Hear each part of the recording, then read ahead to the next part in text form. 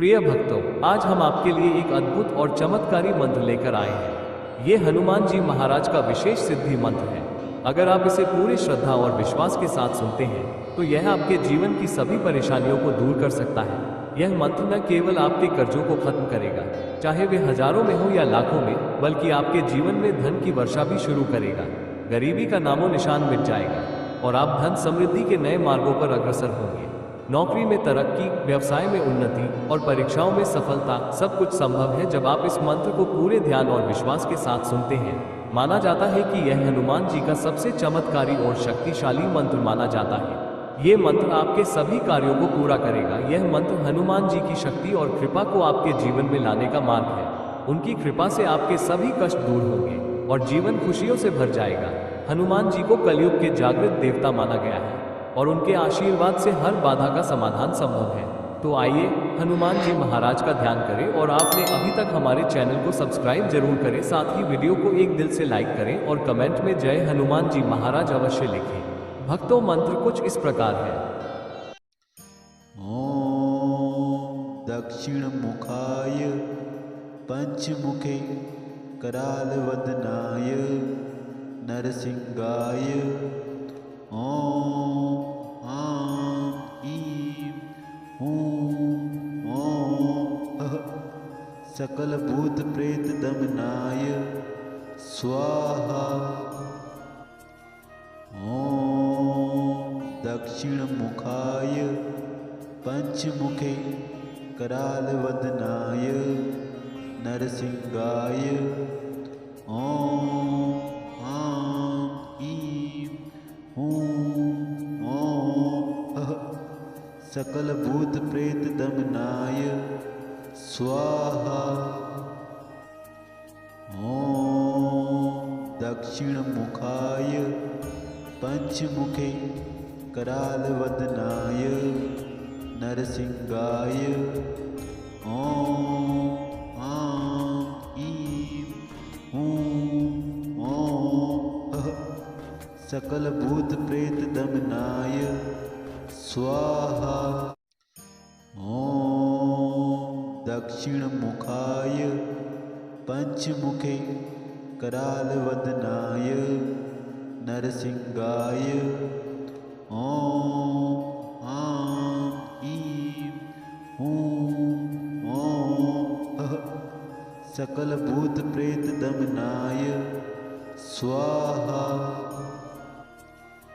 ओम दक्षिण मुखाय पंचमुखे कराल वदनाय नरसिंहाय ओम आं ईं हूं ओम सकल भूत प्रेत दमनाय स्वाहा। ओम दक्षिण मुखाय पंचमुखे कराल वदनाय नरसिंहाय ओम आं ईं हूं ओम सकल भूत प्रेत दमनाय स्वाहा। ओम दक्षिण मुखाय पंचमुखे कराल वदनाय नरसिंहाय ओम आं ईं हूं ओम सकल भूत प्रेत दमनाय स्वाहा। ओम दक्षिण मुखाय पंचमुखे कराल वदनाय नरसिंहाय ओम आं ईं हूं ओम सकल भूत प्रेत दमनाय स्वाहा।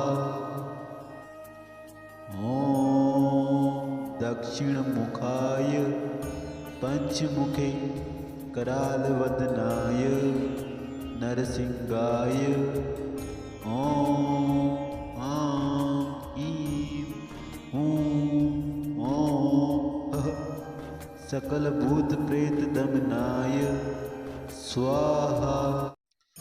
ॐ दक्षिणमुखाय पञ्चमुखे करालवदनाय नरसिंहाय ॐ आं ईं हूं ॐ सकलभूतप्रेतदमनाय स्वाहा। ॐ दक्षिणमुखाय पञ्चमुखे करालवदनाय नरसिंहाय ॐ आं ईं हूं ॐ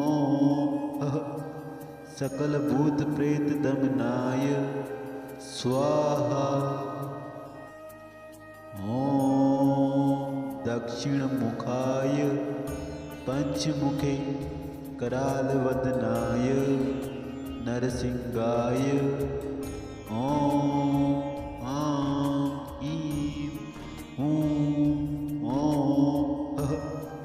सकलभूतप्रेतदमनाय स्वाहा। ॐ दक्षिणमुखाय पञ्चमुखे करालवदनाय नरसिंहाय ॐ आं ईं हूं ॐ सकलभूतप्रेतदमनाय स्वाहा। ॐ दक्षिणमुखाय पञ्चमुखे करालवदनाय नरसिंहाय ॐ आं ईं हूं ॐ सकलभूतप्रेतदमनाय स्वाहा। ॐ दक्षिणमुखाय पञ्चमुखे करालवदनाय नरसिंहाय ॐ आं ईं हूं ॐ सकलभूतप्रेतदमनाय स्वाहा। ॐ दक्षिणमुखाय पञ्चमुखे करालवदनाय नरसिंहाय ॐ आं ईं हूं ॐ सकलभूतप्रेतदमनाय स्वाहा। ॐ दक्षिणमुखाय पञ्चमुखे करालवदनाय नरसिंहाय ॐ आं ईं हूं ॐ सकलभूतप्रेतदमनाय स्वाहा। ॐ दक्षिणमुखाय पञ्चमुखे करालवदनाय नरसिंहाय ॐ आं ईं हूं ॐ सकलभूतप्रेतदमनाय स्वाहा। ॐ दक्षिणमुखाय पञ्चमुखे करालवदनाय नरसिंहाय ॐ आं ईं हूं ॐ सकलभूतप्रेतदमनाय स्वाहा। ॐ दक्षिणमुखाय पञ्चमुखे करालवदनाय नरसिंहाय ॐ आं ईं हूं ॐ सकलभूतप्रेतदमनाय स्वाहा। ॐ दक्षिणमुखाय पञ्चमुखे करालवदनाय नरसिंहाय ॐ आं ईं हूं ॐ सकलभूतप्रेतदमनाय स्वाहा ॐ दक्षिणमुखाय पंचमुखे करालवदनाय नरसिंहाय ॐ आं ईं ॐ सकलभूतप्रेतदमनाय स्वाहा ॐ दक्षिणमुखाय पंचमुखे करालवदनाय नरसिंहाय ॐ आं ईं ॐ सकलभूतप्रेतदमनाय स्वाहा ॐ दक्षिणमुखाय पंचमुखे करालवदनाय नरसिंहाय ॐ आं ईं ॐ सकलभूतप्रेतदमनाय स्वाहा ॐ दक्षिणमुखाय पंचमुखे करालवदनाय नरसिंहाय ॐ आं ईं ॐ सकलभूतप्रेतदमनाय स्वाहा ॐ दक्षिणमुखाय पंचमुखे करालवदनाय नरसिंहाय ॐ आं ईं ॐ सकलभूतप्रेतदमनाय स्वाहा ॐ दक्षिणमुखाय पंचमुखे करालवदनाय नरसिंहाय ॐ आं ईं ॐ सकलभूतप्रेतदमनाय स्वाहा ॐ दक्षिणमुखाय पंचमुखे करालवदनाय नरसिंहाय ॐ आं ईं ॐ सकलभूतप्रेतदमनाय स्वाहा ॐ दक्षिणमुखाय पंचमुखे करालवदनाय नरसिंहाय ॐ आं ईं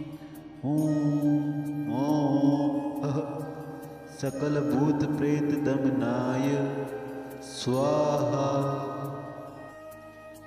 ॐ दक्षिणमुखाय पंचमुखे करालवदनाय नरसिंहाय ॐ आं ईं ॐ सकलभूतप्रेतदमनाय स्वाहा ॐ दक्षिणमुखाय पंचमुखे करालवदनाय नरसिंहाय ॐ आं ईं ॐ सकलभूतप्रेतदमनाय स्वाहा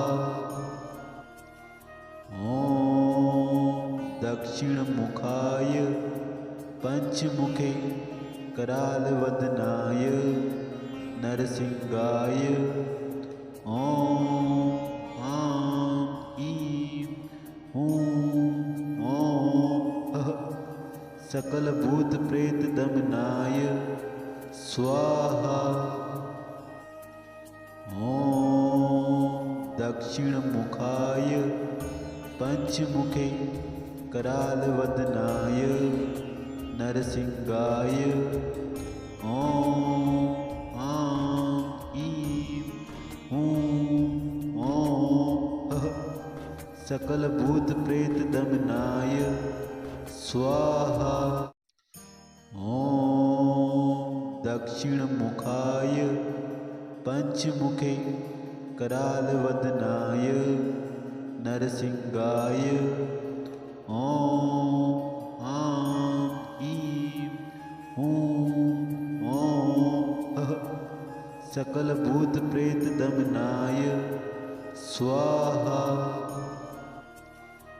ॐ दक्षिणमुखाय पञ्चमुखे करालवदनाय नरसिंहाय ॐ आं ईं ॐ सकलभूतप्रेतदमनाय स्वाहा ॐ दक्षिणमुखाय पञ्चमुखे करालवदनाय नरसिंहाय ॐ आं ईं ॐ सकलभूतप्रेतदमनाय स्वाहा।